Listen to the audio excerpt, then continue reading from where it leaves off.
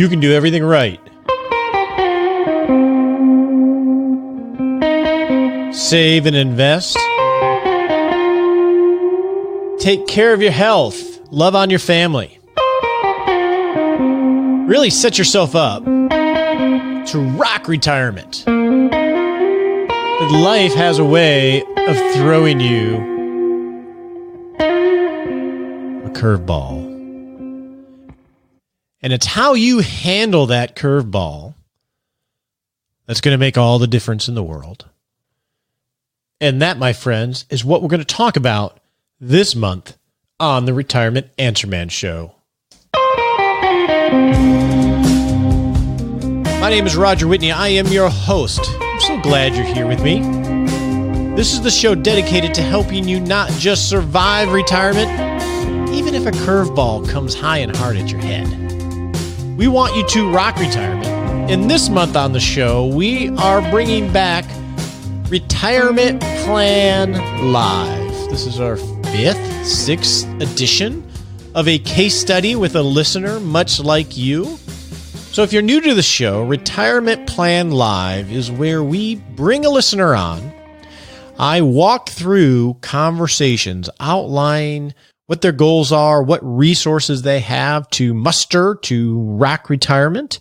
And in this case, what kind of curveball were they thrown that has derailed their original plans, and how are they dealing with it? Now, we've changed the names, we've changed some of the circumstances to protect their identity, but these are the real conversations, in this case, that we're having with Emma about her and her husband Luca's journey towards rocking retirement.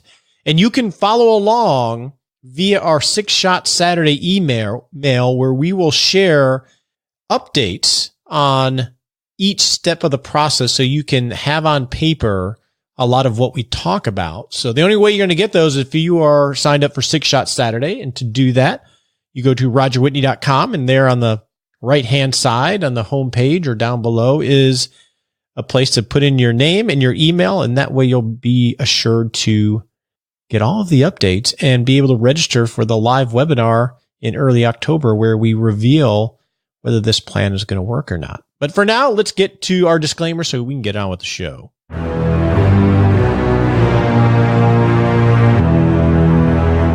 Now it's time for that all-important disclaimer. There's no financial planning going on here. This is helpful hints and education for you. Before you make any decision, talk to your legal advisor, your financial advisor, or your tax advisor, because that's just common sense. Now let's get on to the hot topic segment. So in the hot topic segment, I want to set the stage for what we're talking about this month with our subject, Emma and Luca, for Retirement Plan Live. And that is, regardless of the best laid plans that you have, things can go wrong. If you've lived long enough, we've seen this with friends. Perhaps you've experienced some of this yourself. It makes me think of a day, and I've shared this before on the show, but one of my mantras at the beginning of the day is I tell myself, Roger, this is before I even get out of bed. It's while I'm still laying in bed, but I'm awake. I say, Roger, this is going to be an awesome day. There are things that are going to go wrong, but it's still going to be an awesome day. Does it always play out that way? Not necessarily. Sometimes nothing goes wrong. Sometimes a lot of things go wrong and it's not an awesome day. But I think that's a good frame of mind to acknowledge that, hey, life has curveballs. Things happen and you can't let that derail your entire day. And as much as possible in life, you can't let it define your life and derail your entire life, or in this case, your retirement. So this is all about when life throws you a curveball. And on this show, we're very encouraging. We're very optimistic about your future, my future, our future. But life can also derail things. We all have dreams, but then illness. In my family, I've dealt with cancer and death and dementia and heart disease and strokes and depression. Illness can be a curveball that comes out of nowhere to impact you, someone you love, your spouse, someone in your network. And that can really throw us off kilter sometimes very close in retirement. Death. Death is one of those big curveballs. No parent should have to see a child pass. Recently, I had a good friend that saw their adult child pass unexpectedly. I talked to candidates for Retirement Plan Live that had children that had passed, sometimes long ago, and it leaves a hole forever. I've never experienced, but I've been around a lot of people that have. It could be death of a spouse right before retirement. I've had that happen in my practice. A friend, a parent. It can be random things. It doesn't have to be cancer, like things that I've experienced with family. It can be just a random car wreck. I've seen it. Just things that come out of nowhere. That could be a huge curveball that we can let define our life. And there's a balance between how do we let things like this not define us, but not ignore them too. Divorce. Among U.S. adults ages 50 and older, the divorce rate has roughly doubled since the 1990s. And right around retirement is one of those major inflection points when people are reevaluating their life. Okay, I'm leaving full-time work, or my spouse is leaving full-time work. Is this the person I want to spend the next 30 years with without the distraction of work and kids and stuff? Divorce can derail plans, and sometimes either out of denial or I don't know out of what. It can come out of nowhere. It always seems to quote unquote come out of nowhere, at least consciously. Subconsciously, I think those things can be there, but that can definitely be a curveball that you're going to let either you divorcing someone or someone you divorce derail your entire life, even if it impairs you financially, right? But that's a big curveball. Addiction, drugs, alcohol, shopping, all sorts of things. Family care concerns.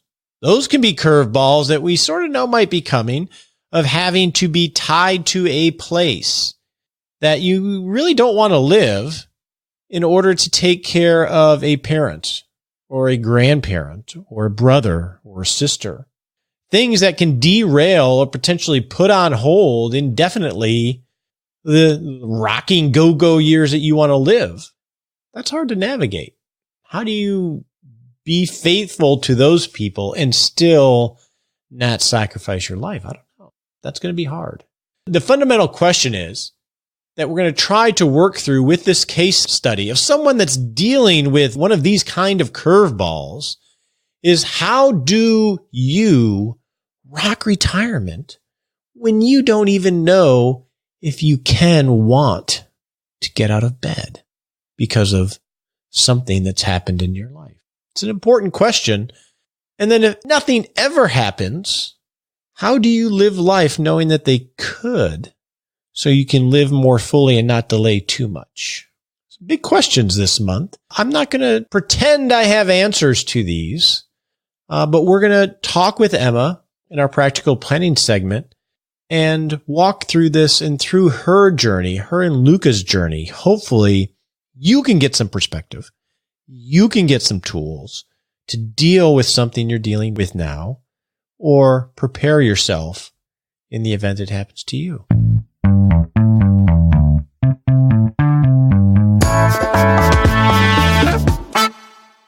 So welcome to this edition of Retirement Plan Live, when life throws you a curveball right before retirement. In a moment, we're going to speak with Emma and learn about Emma and Luca's situation. So this is the way this month is going to work. Every week on the show, we're going to release a different conversation with Emma, and we're going to walk through, okay, what happened?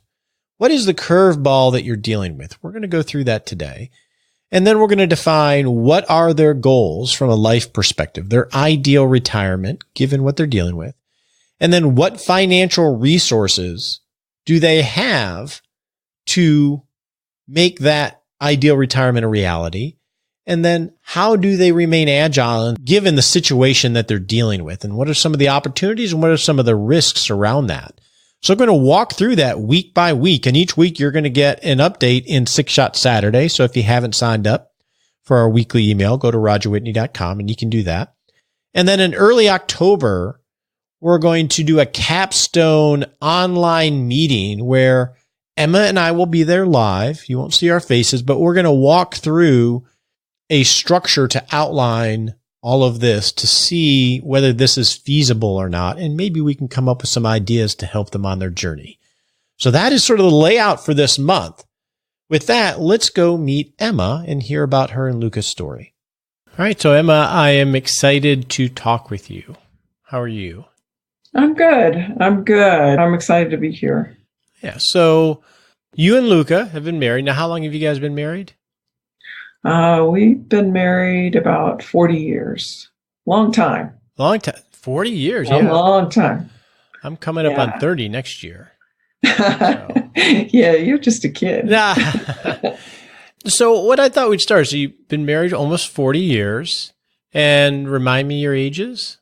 I'm turning 65, and he's currently 66. Okay. So he'll be 67 at the end of this year. And so let's go back to, I know something, you got derailed a little bit, but prior to all of that happening, what were your retirement plans? What was it that the two of you were envisioning? Well, what we were envisioning is that my husband comes from a long line of hard workers, and he didn't really see why he would be quitting working early.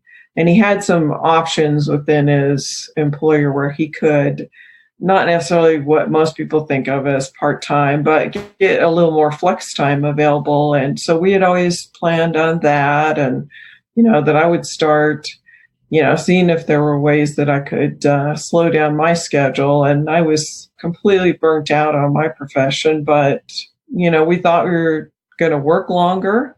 And then, travel was always a big part of our plans. And we're big on saving and doing those kinds of things. So we had all these big plans and thinking of, we'd love to go there and all those kinds of things. We're big campers too, and bikers. So okay, maybe one reason I fell in love with you guys. So you guys enjoyed work. You were thinking of just balancing it a little bit more rather than just retire and go do things.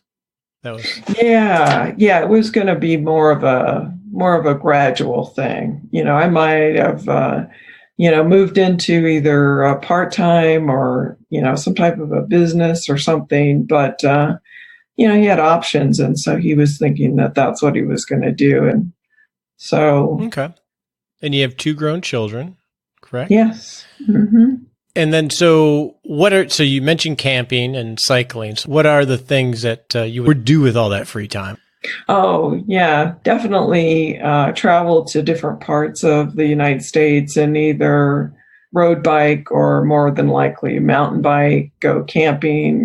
We have family that lives in the state of Washington. So, we've been able to explore a little bit up there, but we would spend a much more extended time there, camp, find all the mountain bike trails and really enjoy it, decide when we're going to go to Alaska, things like that.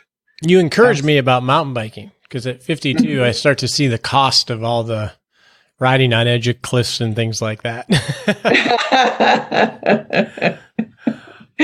Yeah. So when you guys camp, are we talking RV camping, tent camping, something in between? Many years ago, we started out with tent camping and moved up the rungs, but now it's a travel trailer, and that's pretty much what we've done the last several years is a travel trailer. And so that's something that we really, really enjoy. Okay. Not that long ago, things changed a little bit from a perspective standpoint. Can you share a little bit about what pivoted health-wise?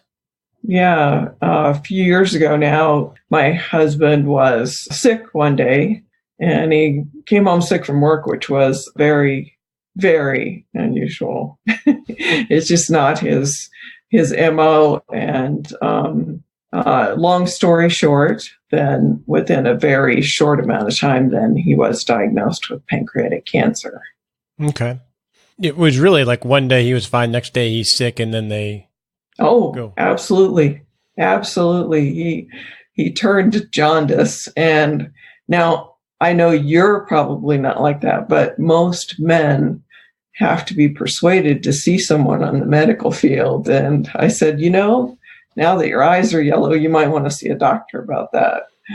So there's advantages to being a wimp like me, I guess. Yeah, exactly. Yeah, so that started us down a very crazy, treacherous path and changed things just night and day. Because we have similar interests, outdoors, mountain biking, cycling. Mm-hmm. How quickly did it become, this isn't just something that you just take care of necessarily? And yeah, because, fortunately or unfortunately, I've had orthopedic events in my life. And most of the time, the good and the bad about orthopedic events is that there's a cause, there's some alternatives, and there's a solution. It may not be exactly what you want, and in this particular situation, then there was a very serious surgery if he qualified, according to how his disease had progressed. And then beyond that, then lots of chemotherapy, but the outlook for his lifespan was very limited. They said that even with treatment, that it would probably be about a 10% chance, that he would live 5 years. 5 years is always the marker for cancer. And I have no idea who came up with it, but we entered that tunnel. And so things sped up very quickly. Yeah. And I imagine it, well, I know it is frustrating because they don't know. No. Right. It's just wait and see because it's, And so how many years ago was that roughly? That's been about 2.5 years ago now. Okay. Yeah.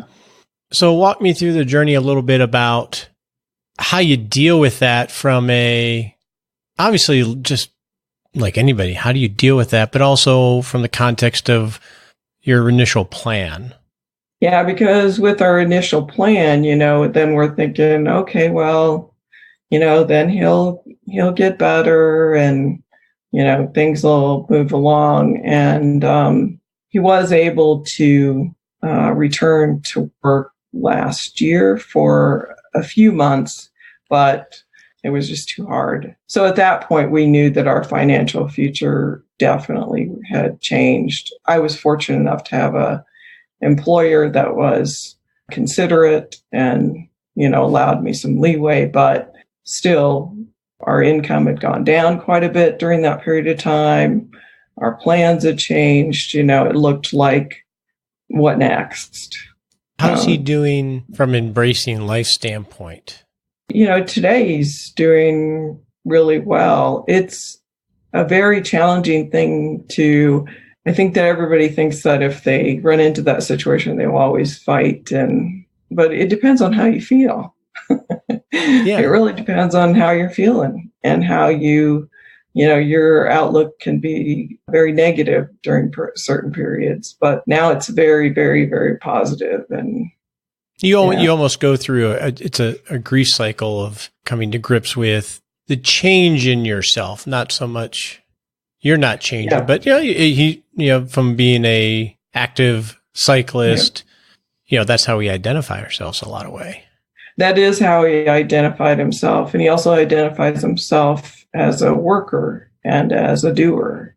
And when you don't have the capacity to do that, then that's a big deal. When you don't have the capacity to earn income in the way that you're accustomed to.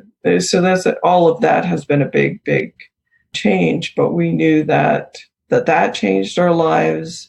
And there was a grief period that it's like things will never be the same. If you look at somebody's story, then you understand from just looking at the story, well, things are never going to be the same. But when you're living it, it does take a process for sure. And it takes a process in your finances as well. Because you keep thinking, oh, it'll get back to the plan that we originally had. Yeah. Okay. Thanks for sharing that. Mm-hmm. So here we are. How do we plan for retirement in a situation like that? So what's your approach of, okay, in your mind, how are you thinking that you frame making the most of life right now and still being a good steward for later on in life? How do you approach that?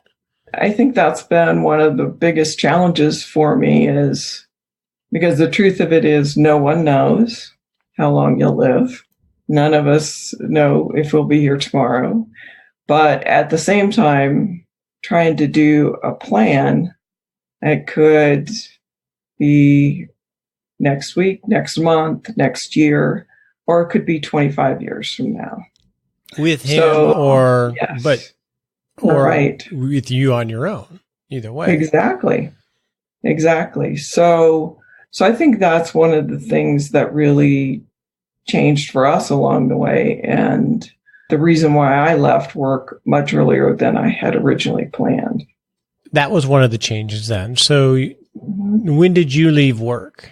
I officially left work in May, but I had been off on a leave of absence because he had a reoccurrence this year and was under treatment.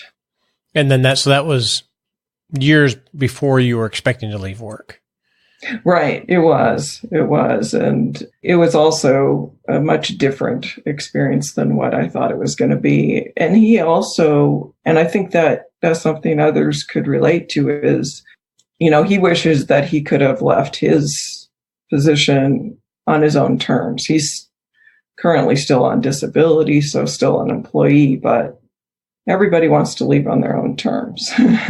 True, especially a doer, right? And imagine it's sort of a double whammy of being a doer and not being able to do, but also having people do for you, which is difficult. Yeah. Usually for a doer. It's not comfortable, I know. Exactly. Yeah. It seems almost like a silly question, but do you look back and say, man, if we could have, we should have retired earlier? I do look at that because I think, it's the whole same thing, if we knew then what we know now kind of thing, then during the time that he was much more able to be extremely physical, then that would have been always great. That in hindsight, right? Yeah, always. Yeah. And I guess that's natural.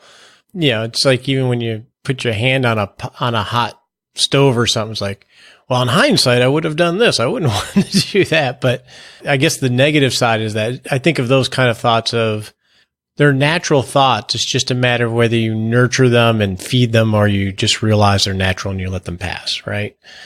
Because they can define who you are if you're not careful. Yes. And I think that was one of the things that came along as a part of this change is, okay, we can't go back, but what do we do so that during this period of time, we do not have regrets? Yeah. It always comes back that exactly you can, and I'm talking about myself now. You can whine and wallow about this, that, and the other thing. And ultimately it comes back to what can I do next? Yeah. What can I do next? And that's what I told administration in my position was, lots of people take off time when someone's seriously ill. I want to take off time when. So what have you been doing to embrace the kind of lifestyle that you guys have had and have while dealing with this? I know you guys have trips planned, so. We do have trips planned, but that was a major negotiation and not knowing the outcome, right? Not knowing how he will do, right? Because like I said, we've always loved camping and saw camping as a part of our retirement, just integrated with our retirement. And at the time we didn't have a camper. And so we had to have this major negotiation about the cost, about, because there's certainly not the kind of thing like if you invest in a camper, it's not like investing in a house. Sooner or later, you're going to lose some money. And the other thing is, would he be able to do that? And so we had to negotiate, and it was like, okay, we're all in, jump in the pool. And the agreement was that then I would learn everything about all of the camping so that in case of emergency or just so that he has relief because he can't drive like he used to, then we would be more of a team. Yeah, there's a lot to do. Hooking it up, unhooking it, all the... Mm-hmm. Okay. So I know you have a trip planned to a mountain bike mecca. Yes. So the two of you are going for that? Yes. Okay. Yes. Yeah, we're going to Moab and Fruta, which are some of our favorite places to mountain bike. And he now has a mountain bike. I was going to ask. Yeah. That helps him quite a bit so that he is able to at least do some of the, simpler and easier trails. And then while we're in Moab, then I'm going to a women's mountain bike camp. Yeah. Very cool. We're really looking forward to that. So the plan, Emma, over the next few weeks is to outline the goals from a spending standpoint, right? And you and I discussed this, and I think the plan will be you sort of have to run parallel plans, don't you? Yes. Because, you want to run for the two of you, and then you also want to run for you in the eventuality that he passes much more quickly than you do, which is the likelihood. Right. The chances are a lot higher. I'm not a gambler, which is probably a good thing because I don't ever win. But yes, both of the plans have to be in play kind of at the same time. So that makes it much more challenging. As a woman, I've known most of my life that, let's face it, women end up as widows if they're married because men just don't live as long. Yeah. But the two plans having, him live, 4 years or 25 years, that's a much different picture than what I had seen previously. And I do need both. Okay. That's how we're going to approach it. So we're just going to take it one step at a time to go through the process and frame it so we can see what kind of answers we can come up with. Excellent. Yeah, that sounds wonderful because I also think there's a lot of people that end up in this sort of situation, whether it's this medical thing that happens or something else. It could be an accident of some kind. And so I think it could be very beneficial to know that one plan probably is not going to work for everybody. Yeah. It's lots of songs that all rhyme. And yeah. And I also think that the other thing, at least for us personally, is that it has really brought everything front and center of, well, you weren't going to spend that money right now, but are you going to regret it later if you didn't? So taking those types of expenses into consideration. Okay. Well, we'll take the first step here soon. Okay. Thanks, Emma. Thanks.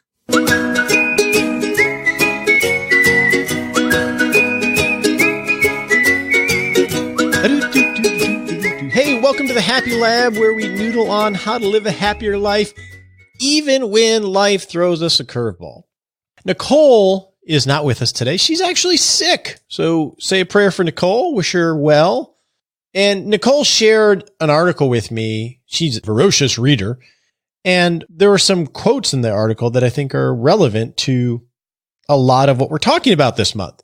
And one came down to, and I'll just read the quote, "It's only when we cannot change the experience that we look for ways to change our view of the experience."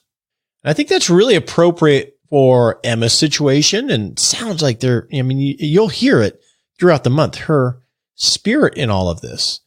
You can't change any of this. And it's only, how do you change your view to not make it go away or ignore it, but to find the good, find the opportunities to continue to live fully.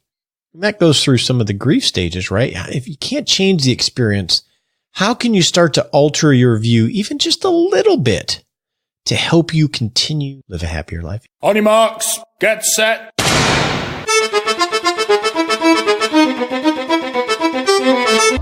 And we're off to set a 7-day baby step, 7-day goal to take a baby step. Nicole, I need you to live a happier life. So we're here to set a 7-day goal for you to take a baby step. And in the next 7 days, let's use that quote and the perspective that Emma's giving us. And what is the one thing you can't change that maybe you need to start figuring out how you change your view of? Maybe it's a negative work dynamic or family dynamic or personal something. What is one thing that really is annoying you that you know you can't change? And start to think about how you can start to alter your view so it's not so annoying or stressful, so you can protect yourself. That is your job in the next 7 days.